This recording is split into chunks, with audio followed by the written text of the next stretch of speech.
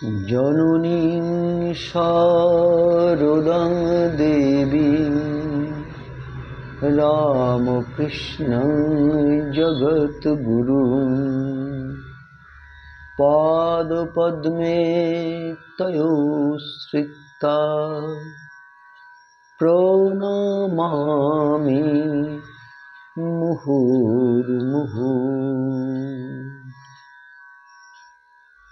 শ্রীমদ্ ভগবত গীতা পরিক্রমণের ৪১তম পর্ব আজকের এই পর্বে শ্রীমদ্ ভগবত গীতার অষ্টাদশ অধ্যায়ের মোক্ষ যোগে যুক্ত থেকে আমরা একটু ফিরে দেখার চেষ্টা করব। এই পর্বটা তাই ফিরে দেখার পর্ব। ৭০০ শ্লোক বিশিষ্ট শ্রীমদ্ ভগবত গীতাকে আমরা একটা সিনেমা বা নাটক হিসাবে যদি ধরি, তাহলে দেখব তার প্রথম দৃশ্যতেই নায়কের নার্ভাস ব্রেকডাউন হয়ে গেছে। ডিপ্রেশন তাকে পুরোপুরিভাবে আচ্ছন্ন করে ফেলেছে। আর এরপর থেকে বাকি দৃশ্যগুলোতে মহানায়ক ভগবান শ্রীকৃষ্ণ, শিক্ষক শ্রীকৃষ্ণ, মনোবিদ শ্রীকৃষ্ণ, ব্যবস্থাপনা বিশারদ শ্রীকৃষ্ণ ওই মোহগ্রস্ত মানুষটাকে, ওই ডিপ্রেশনে আক্রান্ত মানুষটাকে স্বস্বরূপে ফিরিয়ে এনে যেভাবে সত্যের প্রতিষ্ঠা করালেন, তাকে দিয়ে যেভাবে ধর্মের প্রতিষ্ঠা করালেন, তা এক কথায় অনবদ্য। প্রথমেই তিনি ধর্ম সংকটকে অর্জুনের ডিপ্রেশনের কারণ হিসাবে চিহ্নিত করলেন। দেখুন, সেকালে কিন্তু ধর্ম বলতে আজকের এই প্রথাগত ধর্মকে বোঝানো হতো না।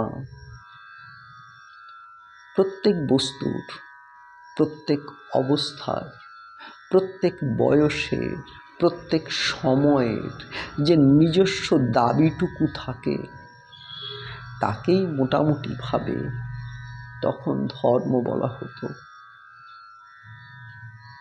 তাই ব্রাহ্মণের ধর্ম, ক্ষত্রিয়ের ধর্ম, বৈশ্যের ধর্ম, শূদ্রের ধর্ম, এগুলো যেমন পৃথক পৃথক ছিল, তেমনি আবার ব্রহ্মচর্য, গার্হস্থ, বানপ্রস্থ এবং সন্ন্যাস, এগুলো একই জীবনের এই অবস্থাগুলো আবার পৃথক পৃথকভাবে ধর্ম হিসাবে দেখা হতো।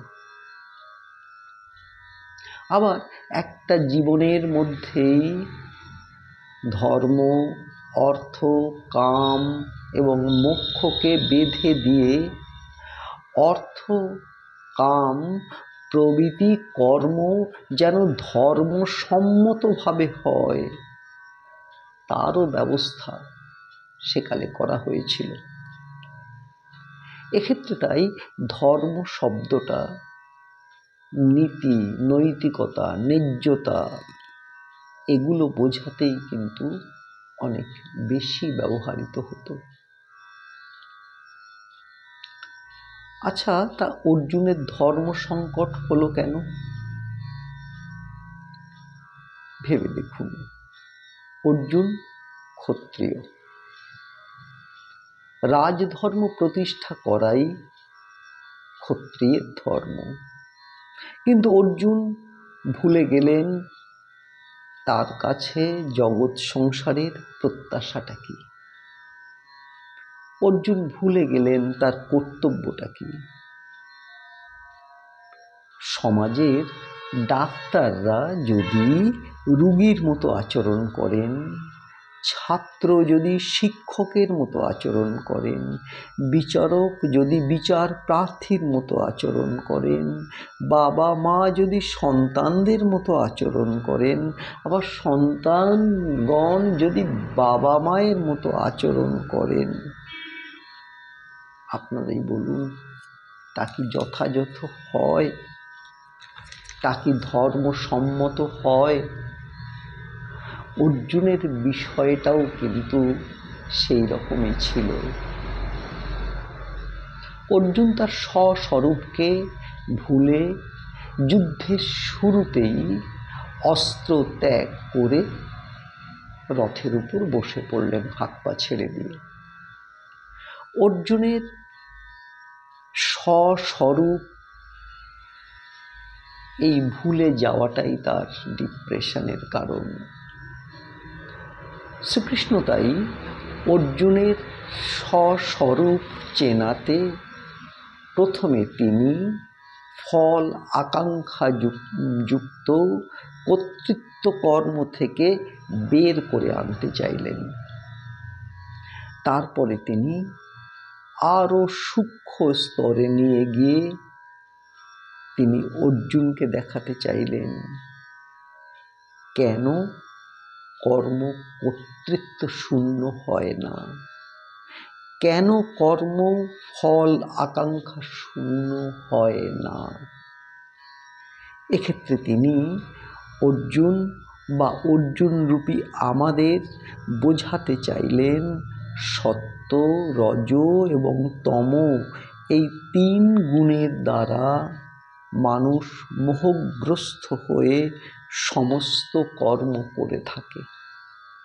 ফলে ব্রাহ্মণ, ক্ষত্রিয়, শূদ্র, বৈশ্য সবার মধ্যেই চৈতন্যরূপী পরম সত্তাকে তারা ভুলে গিয়ে এই দেহ আমিটাকে কর্তা ভেবে নেয় এবং এই দেহ আমি, এই দেহ মনের ডিজায়ারগুলোকে পূরণ করার জন্যই কর্ম করে যেতে থাকে।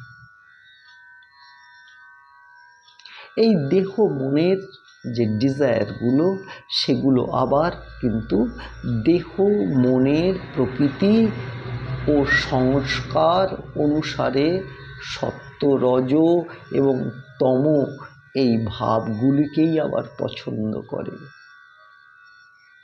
ফলে আমাদের কর্তৃত্ব, আমাদের কর্ম কখনোই কর্তৃত্ব শূন্য হয় না, ফল আকাঙ্ক্ষা শূন্য হয় না। তাহলে চৈতন্য বিষয়টা কি? নিশ্চয়ই চৈতন্য আমাদের দেহ নন, তিনি আমাদের ওই ডেজায়ারগুলোও নন। ওই ডেজায়ার বা ইচ্ছাগুলো যদি চিদ সমুদ্রের ঢেউ হয়, তবে সেই ইচ্ছা ঢেউ যার ইচ্ছাতে সৃষ্টি হয়, তিনি সাক্ষী স্বরূপ চৈতন্য, তিনি কর্তা। তিনি আবার খণ্ড খণ্ড নন, তিনি কিন্তু সামগ্রিক। ওই যে রবি ঠাকুর লিখেছিলেন না, একক অখণ্ড ব্রহ্মাণ্ড। এই একক অখণ্ড ব্রহ্মাণ্ড এর উপলব্ধিটাই হলো আত্মজ্ঞান। শ্রীমদ্ভগবত গীতার সাংখ্যযোগ নামক 2য় অধ্যায়ে শিক্ষক শ্রীকৃষ্ণ ছাত্র অর্জুনকে এই বিশ্বব্যাপী চৈতন্যকে কর্তা হিসাবে দেখতে শিখিয়ে এটা বুঝিয়ে দিয়েছিলেন যে ওই বিশ্বব্যাপী চৈতন্যকে, যা কিনা আবার আমাদের মধ্যেও প্রকাশিত আছে, তাকে এই ক্ষুদ্র আমিরা কখনো মারতেও পারে না, কাটতেও পারে না, ধ্বংস বা সৃষ্টি কিছুই করতে পারে না। তবে বৃহত্তর সমাজের প্রয়োজনে, সত্য প্রতিষ্ঠার প্রয়োজনে, ওই অসীম চৈতন্যের প্রয়োজনে আমরা আমাদের ক্ষুদ্র আমিগুলিকে, ওই সত্য রজ তম গুণধারী ডাকাত দেহ সর্বস্ব আমিগুলোকে বড়জোর ধ্বংস করে দিতে পারি। এক্ষেত্রে অবশ্য যুক্তিবাদীরা প্রশ্ন তুলতেই পারেন, কুরুক্ষেত্রের যুদ্ধে কি সত্য, ধর্ম এগুলোই শুধু প্রতিষ্ঠা হয়েছে? কোনো অধর্মই কি প্রতিষ্ঠা হয়নি? হ্যাঁ, কুরুক্ষেত্রের যুদ্ধে অধর্ম হয়েছে। দেখুন, শরীরের মধ্যে যদি খারাপ ব্যাকটেরিয়া প্রবেশ করে, তবে তাদের মারতে কিছু ভালো ব্যাকটেরিয়াকেও তো কখনো কখনো মারতে হয়। এখানেই তুল্যমূল্য বিচারের প্রাসঙ্গিকতা। সে যাই হোক, ওই বিশ্ব চৈতন্যকে যদি আমরা দেহের সঙ্গে মিলিয়ে না ফেলে পৃথকভাবে উপলব্ধি করতে শিখি, তখন দেখব ব্রহ্মাণ্ডে কোনো বিভেদ নেই, সবই চৈতন্য, চৈতন্যই সব। শ্রীরামকৃষ্ণ একে বলবেন, চৈতন্যে যেন সব জোরে রয়েছে। এই অসীম চৈতন্যের পুজো, এই বিরাটের পুজোটাই কিন্তু গীতা পুজো, যা প্রত্যেক মানুষ তার নিজ কর্মের মধ্য দিয়ে করতে পারে। ব্রাহ্মণ যেমন তার কর্তৃত্ব কর্মবিহীন নিষ্কাম কর্ম দিয়ে এটা করতে পারে, শূদ্র তার নিষ্কাম কর্ম দিয়ে ওই বিরাটেরই সেবা করতে পারে। এই সময়কার একজন শিক্ষক, তিনিও পারেন তার সব ছাত্রছাত্রীর মধ্যে সেই বিরাটের উপলব্ধি করতে। ডাক্তার পারেন তার সব রুগী রুগিনীর মধ্য দিয়ে সেই বিরাটেরই সেবা করতে। বিবেকানন্দ তার জীবন দিয়ে এক্ষেত্রে শিখিয়ে গেলেন এই শিক্ষাটাই, ব্রহ্ম হতে কীট পরমাণু, সর্বভূতে একই প্রেমময়, জীবে প্রেম করে যেই জন, সেই জন সেবিছে ঈশ্বর। এই উপলব্ধিতে স্থিত থাকতে পারলেই গীতা পরিক্রমণ আমাদের সার্থক হবে। আমরা আত্মজ্ঞানী হয়ে উঠব। আমরা জন্ম মৃত্যুর চক্র ভেদ করে মোক্ষ লাভ করতে পারব। নচেত ফুল তুলসী দিয়ে রোজ গীতা পুজো করা বা লক্ষ কণ্ঠে গীতা পাঠ, আসলে গীতার মতো এত উচ্চ দর্শনের বইয়ের জন্য এসব কেবলমাত্র যাত্রা শুরুর কনসার্টের মতোই বলে মনে হবে। 18 অধ্যায় যুক্ত শ্রীমদ্ ভগবত গীতা পরিক্রমণে আমার কথা এখানেই থামালাম। তবে পুনশ্চ হিসাবে বলি, ব্যক্তি আমি এই মহান কাজের উপযুক্ত কোনো কালেই ছিলাম না, এখনও আমি তা নই। যদি এই মহান কাজের কোনো অপব্যাখ্যা হয়ে থাকে, তাই তার দায় সম্পূর্ণভাবে আমার। আর যদি আপনাদের কোনো কাজে এটা লাগে, যদি আমার এই কাজ আপনাদের অন্যভাবে গীতাকে ভাবাতে সাহায্য করে থাকে, তার কৃতিত্ব শ্রীরামকৃষ্ণ সংঘ পরিবারের।